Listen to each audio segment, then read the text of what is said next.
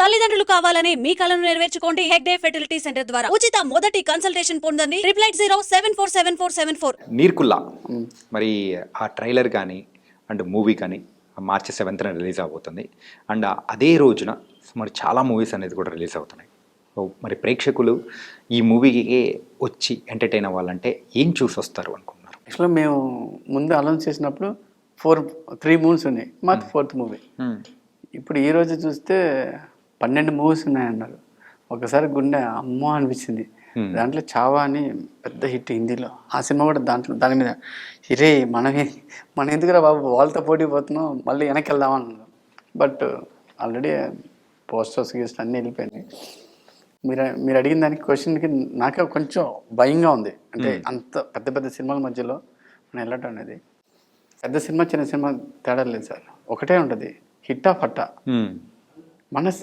మా సినిమాకి ఎందుకు మేము ధైర్యంగా వెళ్తున్నాం అంటే, నీర్కుల్ అని ఒక టైటిల్ ఉంటుంది. అది ఆ టైటిల్లోని ఒక హర్రరు, కొంచెం ఒక విగ్రహాలు, కొంచెం అలా థ్రిల్లర్లా కొంచెం వెళ్ళిపోతుంది అన్నమాట.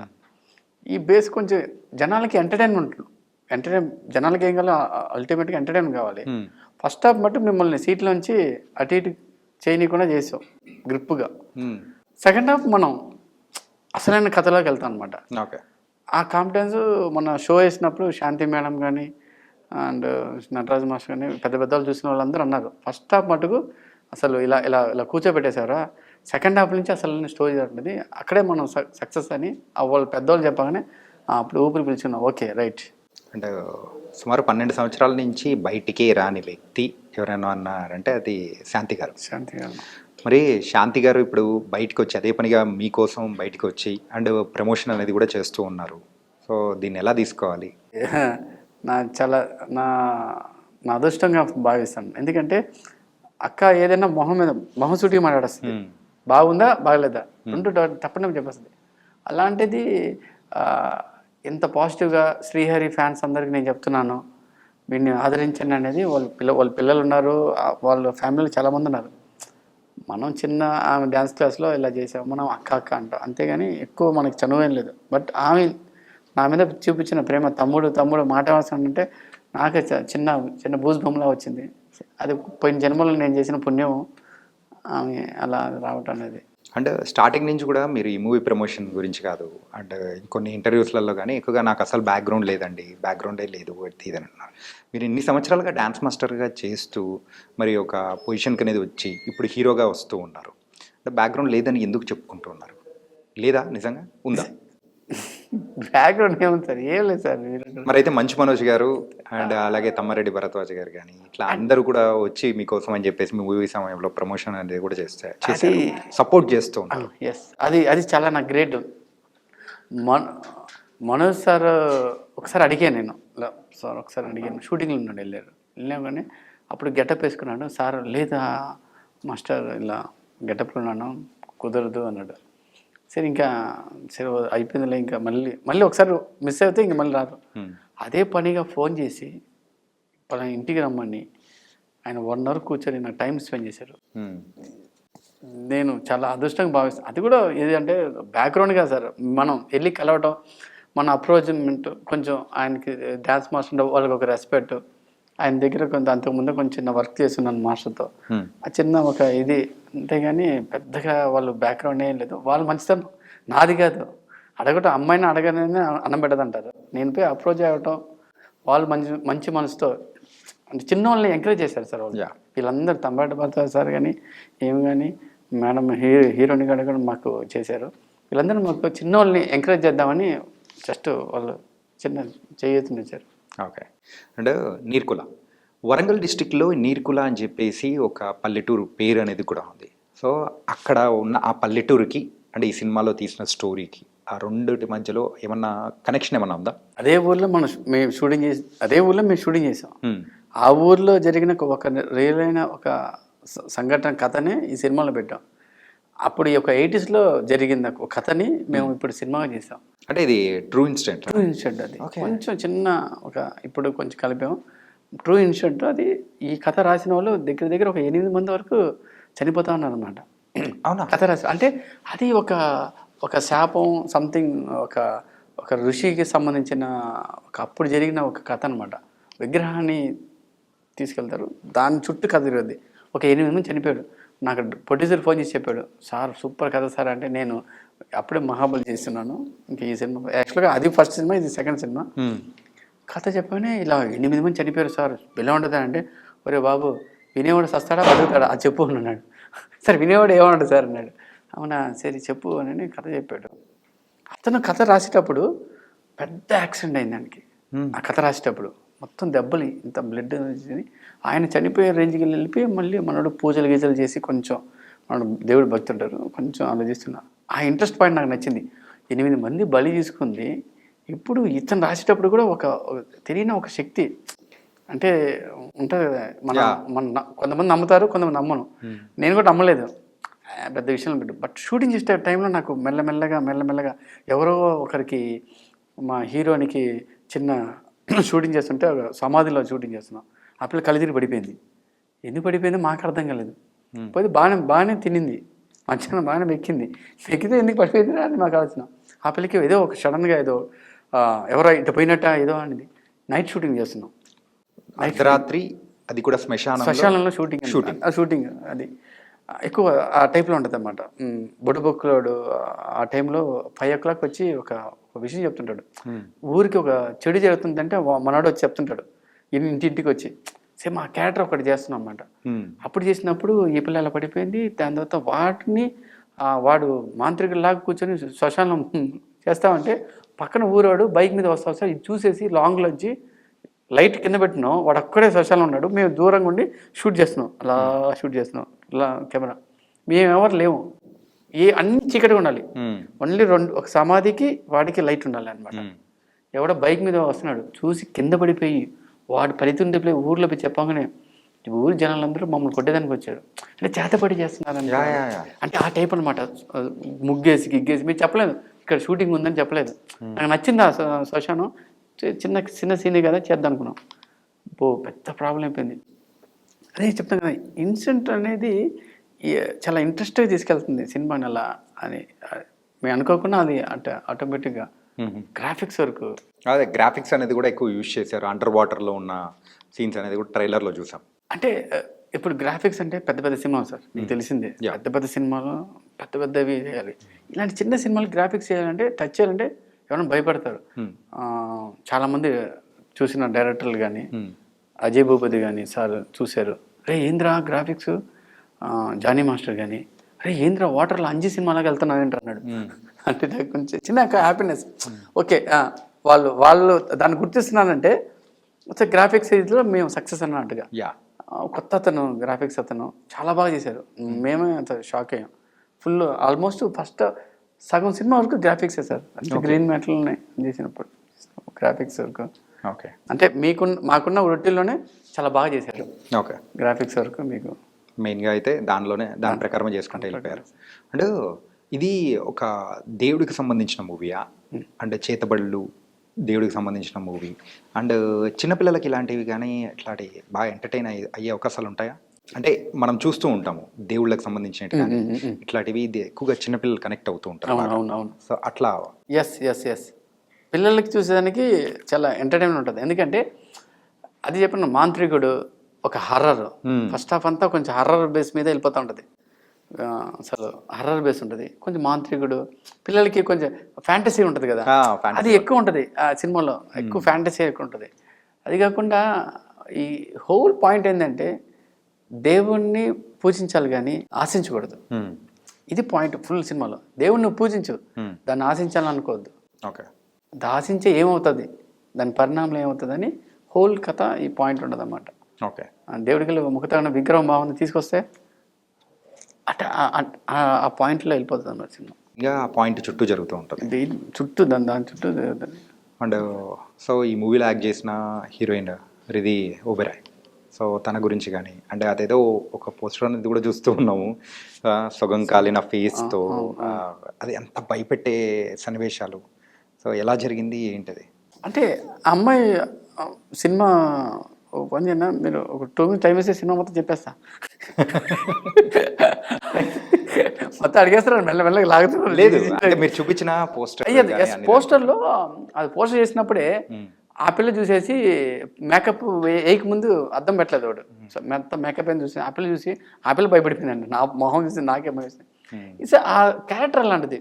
అంటే ఆ సబ్జెక్ట్లో ప్రతి లవ్ ఉంటుంది సినిమాలో, ప్రేమ, లవ్, కామెడీ అన్నీ ఉంటాయి. కానీ ఆ హర్రర్ అనేది ఆ మేకప్లోనే అమ్మాయిని అలా చూపించాల్సి వచ్చింది. ఎందుకంటే మీకు తెలిసే తెలీదు, ఆ పోస్టర్ ఉంది కదా, ఆ పోస్టర్ నేను గూగుల్లో ఇక్కడ పెట్టాను.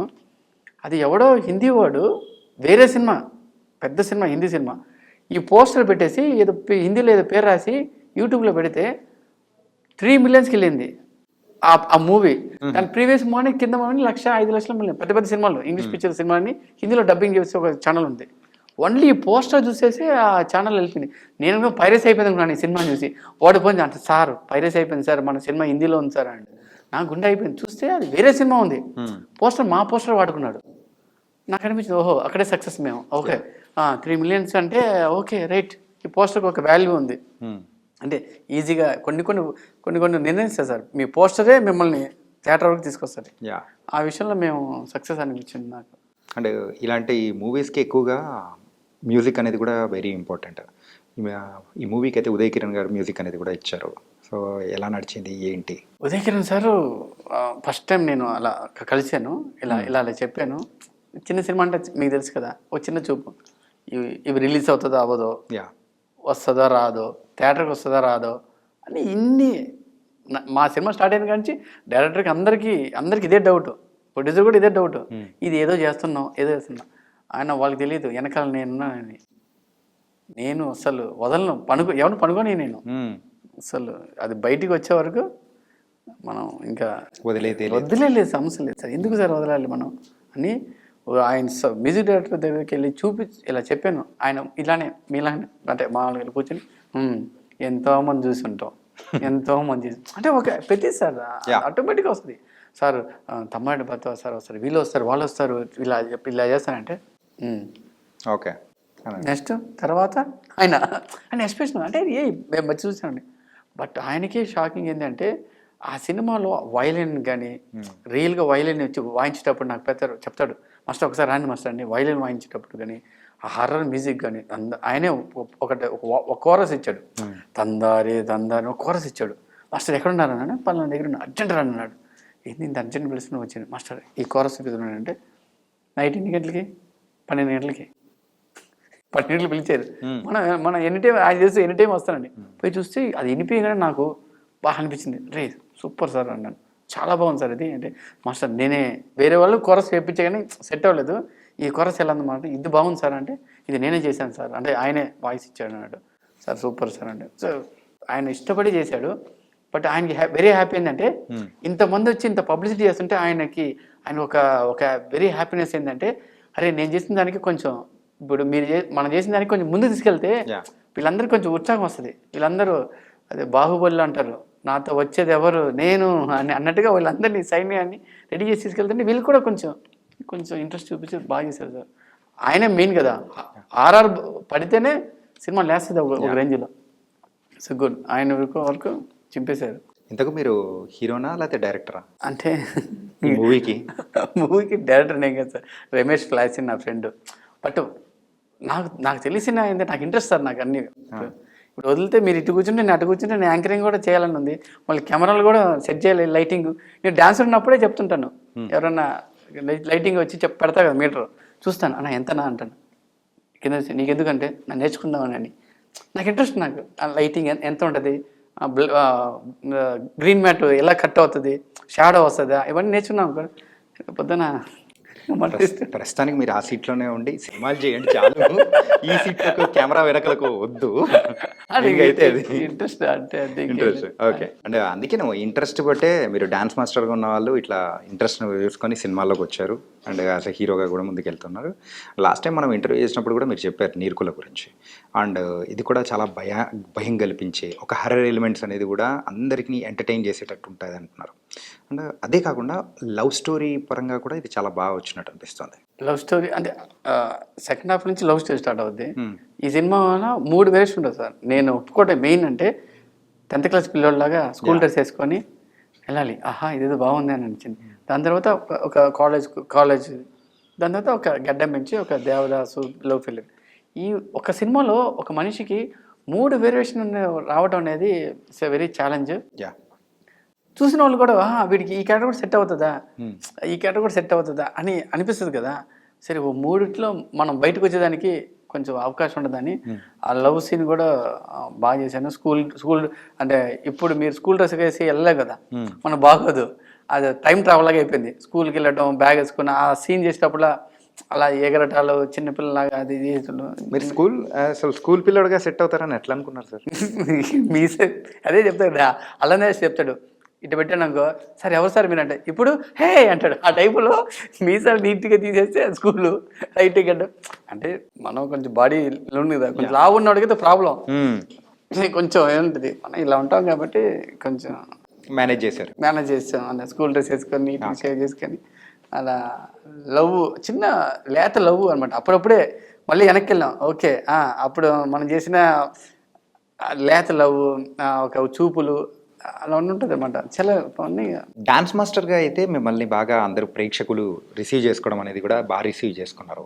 కానీ ఒక హీరోగా మిమ్మల్ని రిసీవ్ చేసుకుంటారని మీరు అనుకుంటున్నారా? వాళ్ళు నన్ను రిసీవ్ చేసుకుంటారా లేదా అనేది నేను ఎప్పుడు ఆలోచించలేదు నిజం ఫ్రెండ్స్. ఇప్పుడు భయం వేస్తుంది. సినిమా రిలీజ్ కానప్పుడు చిన్న భయం వేస్తుంది. అంటే వాళ్ళు వీడు ఇప్పుడు మనం భారీ పర్సనాలిటీ కాదు, పెద్ద అందగాలం కాదు, పెద్ద బ్యాక్గ్రౌండ్ లేదు, సరే ఈ సినిమా లేదు, ఏదో చేద్దాం. ఇప్పుడు నన్ను ఎలా రిసీవ్ చేసుకుంటారని నాకు ఇప్పుడు మీరు అడిగిన తర్వాత ఇంకా ఆల్రెడీ నిన్నటి వరకు కొంచెం క్వశ్చన్ ఉంది, కానీ ఇప్పుడు అడిగిన తర్వాత పెద్ద క్వశ్చన్ అయిపోయింది. ఎలా రిసీవ్ చేసుకుంటారా అని నాకు చిన్న భయం ఉంది. రిసీవ్ చేసుకోకపోతే కింద కామెంట్స్ కానీ ఇది కానీ నాకు దాన్ని తట్టుకొని ఎలా ఉండాలి, ఎలా చేయాలి, ఎదిరించాలనిపిస్తుంది. బట్ నాకు ఒకటే నమ్మకం ఉంది, వాళ్ళ కథను చూస్తారు కానీ నన్ను చూడరు. ఆ కథ స్టోరీ పోతుంటుంది. ఆ స్టోరీలో నేనేదో ఒక పాత్రలాగా చేశాను, ఒక యాక్టర్ లాగా కానీ హీరో అనగానే దామ్ దూమ్ చూస్తాను అది ఏం లేదు. ఆ పాత్రలో నేను ఒదిగి కొంచెం అలా చేసినాను కాబట్టి ఏమో వాళ్ళ చేతిలో ఉంది సార్. నా చేతిలో అసలు ఏం లేదు. నాకు మీరు ఇచ్చిన పాత్రని నేను చేశాను అంతే. నేను హీరోని కాదు సార్, మళ్ళీ నేను యాక్టర్ని. ఓకే.